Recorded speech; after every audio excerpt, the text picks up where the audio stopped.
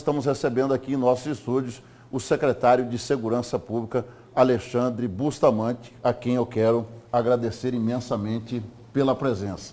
Secretário, eu quero dividir por partes essa nossa entrevista, até para que nós possamos aprofundar nesse assunto. Quero começar pela Polícia Militar, que tem bravos policiais com disposição de trabalhar, mas falta o instrumento.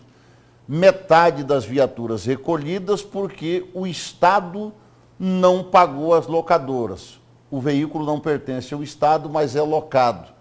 E aí, como que a polícia anda sem a viatura? Não é um problema da atual gestão, é uma herança, mas essa gestão precisa resolver. O que está sendo encaminhado pontualmente para essa questão de viatura e combustível também para a polícia? Bom dia. Obrigado, Toninho. Obrigado a todo mundo que está nos ouvindo, as explicações. É simples, né? O atual governador completa hoje 16 dias de governo. Tirando os finais de semana e o feriado do dia 1º, talvez tenha 10 dias no seu mandato. É praticamente impossível atribuir a ele o que está posto no Estado. Ele tem buscado soluções para todos os problemas, não é um problema da segurança. O Estado está com problema na área de saúde, na área de educação, na segurança. Não tem uma pasta que eu acho que o governador Mauro Mendes não conseguiu sentar e falar, essa pasta não tem problema. É certo que a sociedade não quer saber quem está no comando, ela quer as soluções dos seus problemas, afinal de contas, paga seus impostos. O que o governador Mauro Mendes determinou a nós, como gestores da segurança, a primeira coisa é sentar com todo mundo, ver os contratos que estão postos, ver a situação das viaturas. A situação das viaturas é um negócio sine qua non, é único, porque além das empresas estarem com a dívida, o Estado está com a dívida muito grande com as empresas, pegou no meio de uma gestão de contratos. Ou seja, estão trocando alguns contratos, alguns estão sendo recolhidos, outros estão ficando, só que as empresas que estão chegando estão com um problema de dívida muito grande. Ou seja, eu não vou prestar o serviço para você se você não me pagar o atrasado. E nós estamos falando na ordem de quase 13 milhões de reais. Essa dívida já estava dia 31 de dezembro. Essa dívida já estava posta dia 31 de dezembro. O que nós temos que fazer hoje, o que eu estou fazendo por determinação do governador Mauro Mendes, é sentar com esses fornecedores de viatura e eles estão sendo sensíveis ao governo do Estado. Se a dívida é de 6 meses ou 4 meses do ano passado, não tem como um governo que acaba de chegar acertar essa dívida com 15 dias de gestão. O governador Mauro Mendes mandou um pacote de medidas para a Assembleia, que em sendo aprovado pelos nossos deputados que estão lá, nós vamos conseguir ter recurso, não para solucionar de imediato o problema. Não vamos ser hipócritas aqui de falar que tudo vai ser resolvido com o apagar das luzes ou uma medida provisória, ou uma decisão legal, mas que tem certeza que com as medidas que foram para a Assembleia, com a participação e distribuição de responsabilidade com todos os poderes, nós vamos ter condições de ter mais dinheiro para a segurança pública. Não só para viaturas, mas para combustível da viatura, para colocar em dia o salário. Eu tenho 15 dias que nós estamos na gestão e eu estou com 2 meses de salário atrasado. Ou seja, é 2 meses e 15 dias de salário atrasado. A participação dos policiais tem sido maravilhosa nesse processo. Por mais que eles tenham reclamação, eles têm a certeza de que o atual governo vai tentar solucionar esse problema. Eu já sentei com todos os sindicatos, parte das pessoas que falaram na entrevista já estiveram comigo. O que o governador pede é um pouco mais de paciência aos servidores, porque também não tem muito para pedir paciência para uma pessoa que está com salários atrasados. Os fornecedores do Estado, as pessoas que trabalham parte dos fornecedores, têm 6 meses de salários atrasados de pagamento. Então, assim, não é um caos, é uma dívida que o Estado tem que ser honrada. Agora, só para a gente compreender na prática, secretário, na saúde, o secretário Gilberto Figueiredo tinha um problema pontual que era o SAMU. O SAMU tinha também uma empresa atrasada que tinha, por sua vez, o pagamento de salário atrasado com os médicos. O que ele fez? Tirou a empresa, fez a contratação direta com os médicos, resolveu a situação, o SAMU continua funcionando e os médicos ali trabalhando. Lógico que hoje seria impossível fazer a contratação direta, comprar novas viaturas, que o Estado não tem recurso para isso. O senhor disse que as empresas locadoras estão sendo sensíveis. Sensíveis ao ponto de devolver essas viaturas recolhidas, só para a gente entender como que está esse encaminhamento sem prejuízos à prestação de serviço à população. A determinação do governador Mauro Mendes é que a gente senta com os credores, as pessoas que têm direito a receber. E são empresários que também precisam, compram carros financiados, têm que pagar as demandas. E a ideia é que eles deem um voto de confiança ao Estado, o Estado vai ver uma forma de pagar esse passivo e tentar honrar o presente. Parte das viaturas estão voltando, mas não voltaram todas ainda. Até as empresas não têm viaturas, eles precisam de recursos, parte desse recurso que está com crédito com o governo para poder pagar os seus fornecedores. É uma roda. A roda é o seguinte, ele tem que comprar viatura para colocar à disposição, mas ele só pode comprar viatura se receber. E a gente está tentando ver se essa roda consegue rodar a nosso favor. Voto de confiança dos empresários, na participação de um Estado que vai tentar ser competente na gestão. E o que eu tenho sentado, eu tenho sensibilidade, eu tenho percebido que os empresários, mesmo com o tamanho da dívida que está, eles estão querendo colaborar. Com isso já vieram algumas viaturas. Vieram todas as viaturas necessárias? Ainda não. Entendeu? Nós temos que resolver também o problema do combustível. E não adianta a gente também ter viatura e não ter combustível. A gente tem que resolver também o problema de fornecedores, que não adianta ter viatura, combustível e os fornecedores não estarem colaborando. O tamanho da complexidade dessa gestão tem um resto a pagar de quase 200 milhões, entre resto a pagar processado e não processado. É uma dívida de 200 milhões de reais. Isso nós vamos ter que equacionar com todos os fornecedores, sem folha de pagamento. Agora, eu achei interessante a transparência da sua gestão, que chegou, levantou os números e apresentou à sociedade. Olha, 45% das viaturas estão sendo recolhidas porque há uma dívida, a dívida ultrapassa 13 milhões de reais, estamos devendo combustíveis, não ficou maquiando a situação. Diante desse mesmo perfil, qual é o percentual de viatura que já foi devolvida, qual é a perspectiva para o que interessa à população de casa, quem nos assiste todos os dias, ter a certeza de que essa crise não afeta ainda mais a segurança, a prestação de serviço e esse crescimento da marginalidade, porque o senhor é da Polícia Federal, é da segurança, sabe que é a luta do bem contra o mal, o gato e o rato. Se não tem a presença da polícia ali na sua totalidade, o bandido sente-se à vontade e ele vem atacar. Só para a gente ter uma noção para quem está nos assistindo. Toninho, quando nós chegamos lá no dia 2, 45% das viaturas operacionais não estavam à disposição dos órgãos de segurança. De lá para cá, nós chamamos os empresários, verificamos o nosso setor de transporte para ver a necessidade premente. Primeiramente, para atender as necessidades operacionais, depois as atividades administrativas. Com isso, os empresários estão sentando, estão levando o nosso pleito para suas diretorias e seus conselhos, já estamos recebendo alguns retornos, algumas viaturas que tinham sido recolhidas já estão começando a voltar, que eu acredito que até o dia 10 de fevereiro nós já temos um problema praticamente de 80% solucionado de toda a frota. Agora, secretário, falando especificamente da Polícia Civil, dos agentes penitenciários, que aí já é uma outra questão. É a questão do ser humano, do agente policial. Nós mostramos ali, houve uma Assembleia Geral, o senhor disse que já conversou com essas categorias, que eles também estão dispostos a dar um voto de confiança.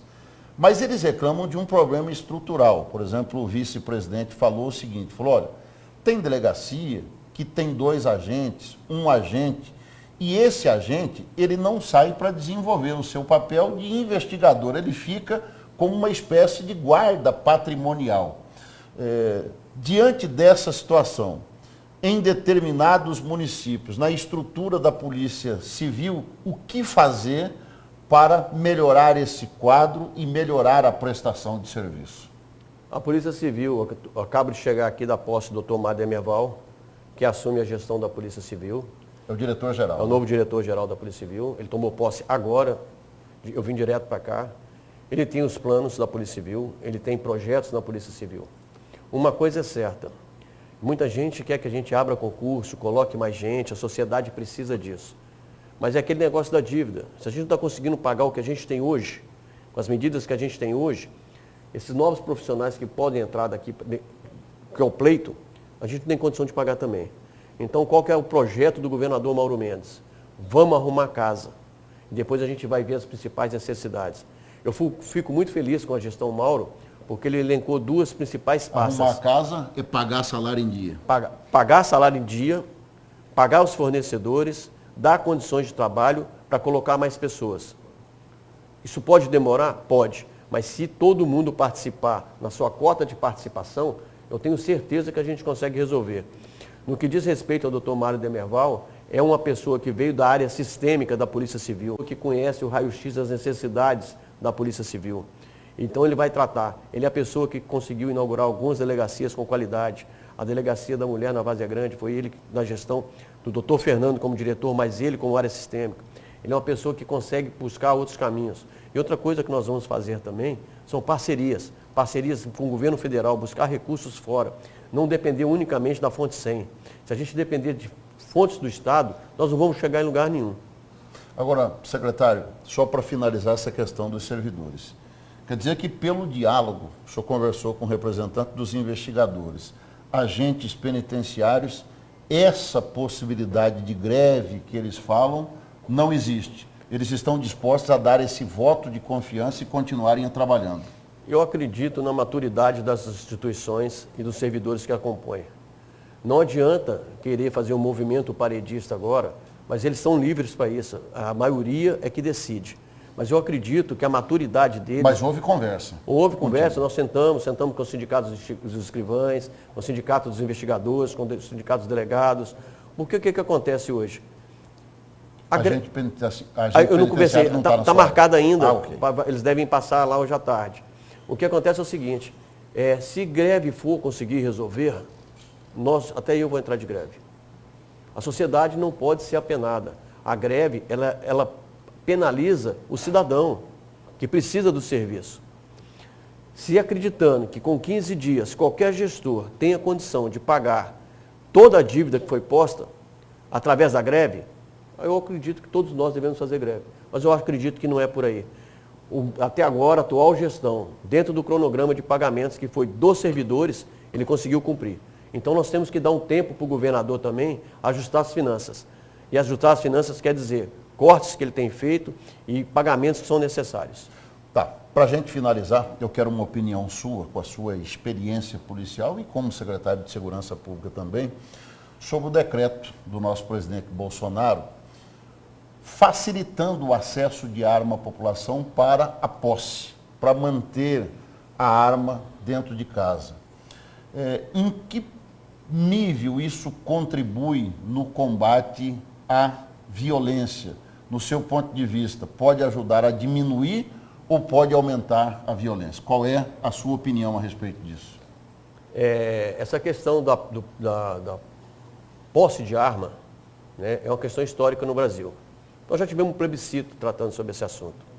E a maioria da sociedade queria a liberação da arma.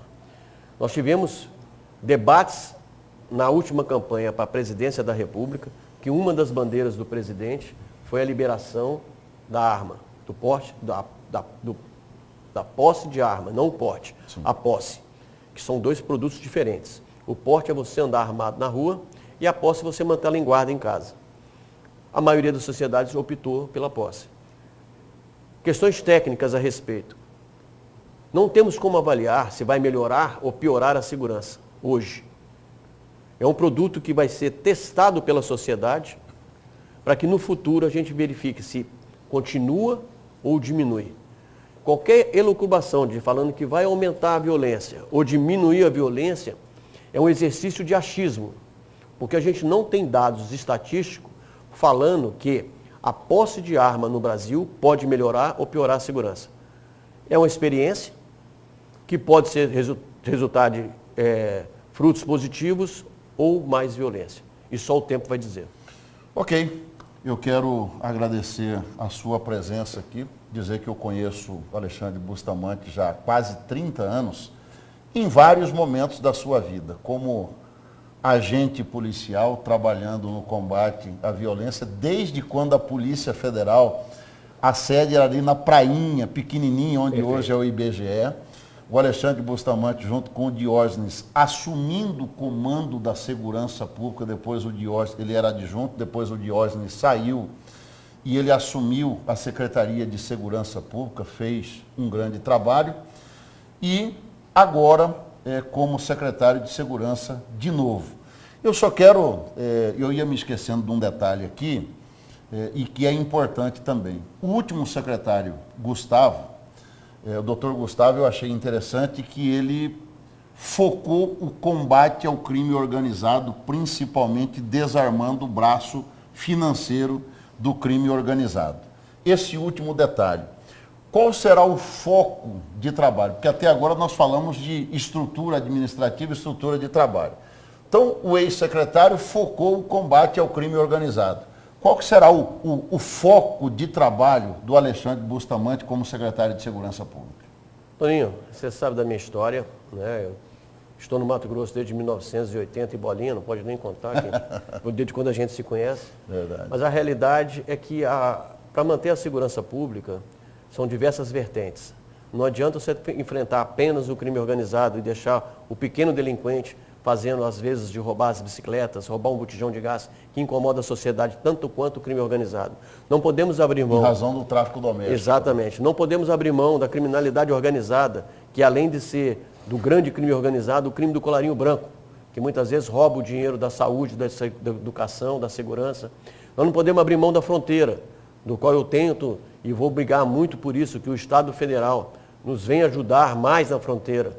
Nós não podemos ficar dependendo do cachimbo e pagando o fumo, porque eles nos dão um carro e a gente tem que pagar a manutenção, a viatura e o homem policial na fronteira. Nós temos 900 quilômetros de fronteira com a Bolívia e essa fronteira, ela nos leva carro, carga, caminhões e devolve drogas. Nós temos que fechar essa fronteira, mas que fechar com inteligência, com a participação federal, monitoramento do espaço aéreo brasileiro, dos aviões que passam por lá, e a gente enfrentando esse crime, dessas todas as nuances, a gente consegue melhorar. Eu acredito que o Gustavo, também foi colega meu na Polícia Federal, depois virou policial civil, ele fez um grande trabalho. Mas a gente tem que chamar mais as forças, a gente tem que participar mais com o governo federal. O governo federal tem que tomar conta da fronteira. O Mato Grosso precisa de uma base aérea na região de fronteira. O Mato Grosso precisa do Exército atuando mais na área de fronteira. Estar mais presente não só na posição, mas na fiscalização. O uso de tecnologia. Nós temos que monitorar nossas estradas para saber quem anda em nossas estradas. Nós temos que participar e tem tecnologia para isso. E a participação da sociedade é fundamental. Não adianta ficar tudo na costa do governo. Tem muitos empresários, muita gente que quer participar da sua segurança pública, participando de colocar uma câmera na porta, colocar uma câmera na estrada e os sinais. E a análise desses sinais serem feitos pela inteligência da segurança pública. Concordo plenamente com essa questão da segurança de fronteira e vamos defender juntos, né? Você lá em Brasília, buscando lá junto ao ministro Moro e a gente aqui fazendo o nosso papel.